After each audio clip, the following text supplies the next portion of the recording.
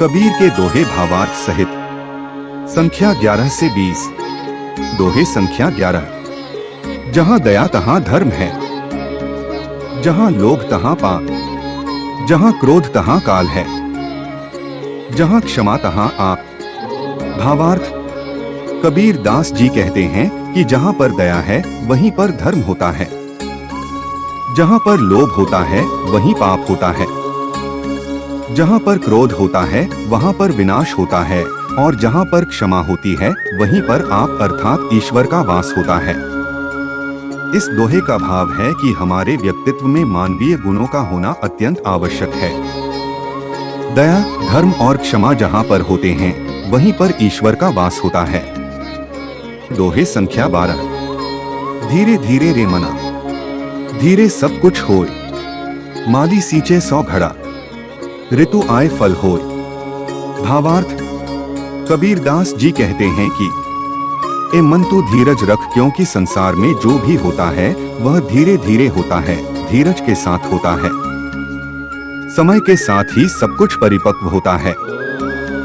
जल्दबाजी करना उस माली की तरह है जो अपने पौधों में 100 घड़े पानी खींच देता है, लेकिन उनका कोई लाभ नहीं होता, क्योंकि पौधे पर फल तभी लगेंगे जब फलों का मौसम आएगा। इसलिए धैर्य रखो, धैर्य ही मनुष्य का परम धर्म है, और धैर्यवान मनुष्य ही जीवन में सफलता प्राप्त करता है। दोहे संख्या 13।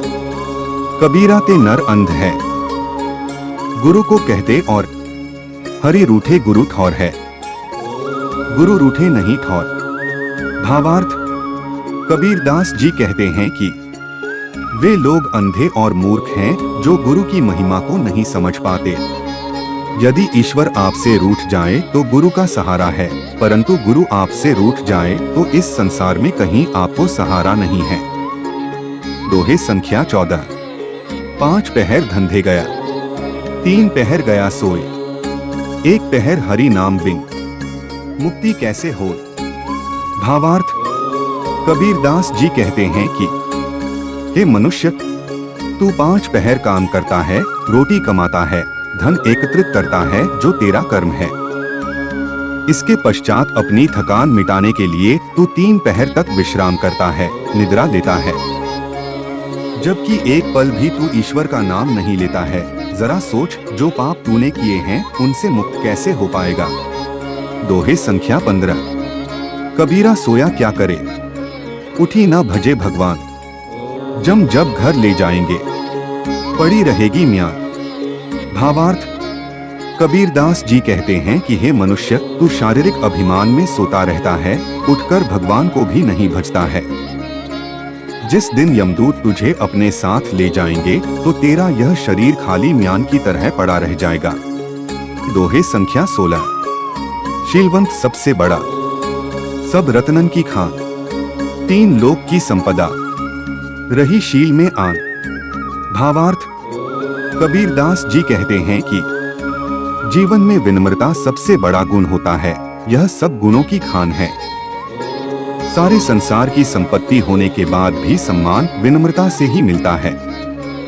दोहे संख्या 17। माया मरी न मन मरा, मर मर गए शरीर, आशा तृष्णा न मरी, कह गए दास कबीर। भावार्थ। कबीर दास जी कहते हैं कि भोग से हमारी इच्छाओं की तृप्ति नहीं होती और मन की असंख्य इच्छाएं भी समाप्त नहीं होती हैं। इसलिए कहा गया है, मन ही बंधन और मन ही मोक्ष का कारण है। साधना कर मन को विषयों के आकर्षण से अनासक्त करना, यह एकमात्र उपाय है। शरीर के वृद्ध होने तक मन कितना भी माया में लिप्त होकर उसका उपभोग करे, मन की आसक्ति कम नहीं होती। अतः साधना कर इंद्रियों का निग्रह करना यह एकमात्र उपाय है। दोहे संख्या 18। माटी कहे कुम्हार से तू क्यों रौंदे मोय, एक दिन ऐसा आएगा मैं रौंदूंगी तो। भावार्थ। कबीर दास जी कहते हैं कि समय सबसे बलवान होता है और समय की गति से ही परिणाम तय होते हैं।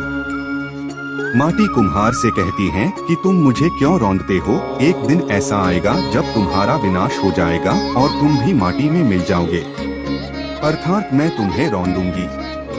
समय के अनुसार सभी के दिनमान आते हैं, ऐसे ही रोज व्यक्ति मृत्यु को प्राप्त होगा, जो अमिट सत्य है। इसलिए किसी को भी अभिमान नहीं करना चाहिए।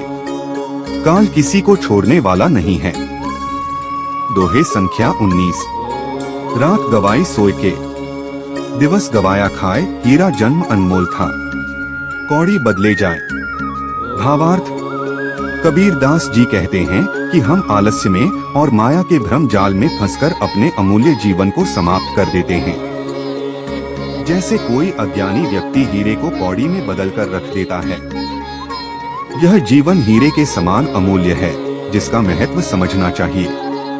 इसे यूं ही बर्बाद नहीं करना चाहिए। दोहे संख्या 20। नींद निशानी मौत की, उठ कबीरा जाग, और रसायन छाड़ी के, नाम रसायन लाग। भावार्थ, कबीरदास जी कहते हैं कि उठो जागो, मोह माया की यह नींद मृत्यु की निशानी है। इसलिए अन्य सभी रसायन छोड़कर भगवान नाम के रसायन का सेवन करो, जो सभी नींदों को हर लेता है। धन्यवाद।